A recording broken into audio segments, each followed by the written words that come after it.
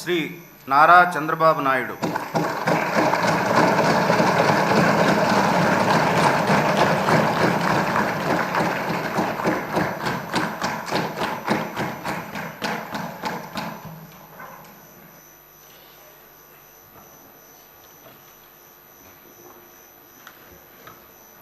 నారా చంద్రబాబు నాయుడు అనే నేను శాసనసభ సభ్యునిగా ఎన్నిక అయినందున శాసనం ద్వారా నిర్మితమైన భారత రాజ్యాంగం పట్ల నిజమైన విశ్వాసం, విధేయత చూపుతానని, భారతదేశ సార్వభౌమాధికారాన్ని, సమగ్రతను కాపాడుతానని, నేను స్వీకరించబోయే కర్తవ్యాన్ని శ్రద్ధాశక్తులతో నిర్వహిస్తానని దైవ సాక్షిగా ప్రమాణం చేస్తున్నాను.